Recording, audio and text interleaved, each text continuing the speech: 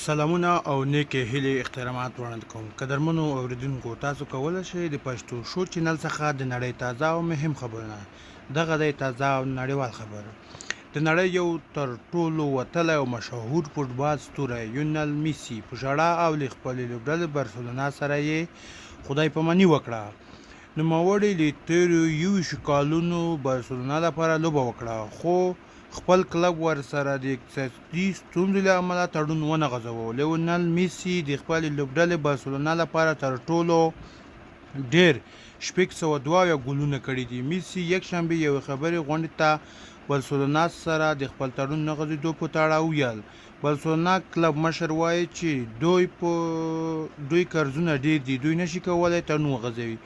ما خپله ټوله هڅه وکړه چې له دې کلب سره پاتې شم. نوموړي وویل، له لومړۍ ورځې چې راغلی یم څه مې چې په ټول توان کې دي د دې کلب لپاره مې وکړل، خو ما هیڅکله هم داسې فکر نه و کړی چې زه به له دې خپلې لوبډلې سره خدای پاماني وکړم. لا نه وه روښانه چې میسي به له کوم کلب سره او په کوم لوبډله کې ولوبېږي یو ځای شي، خو داسې اټکل کېږي چې فرانسې PSG لوبډله به ورسره 2 کلن تړون لاسلیک او ورسره امضا کړي. نړیوال خبرونه مې له دغه چینل څخه واورئ. قدرمنو اوریدونکو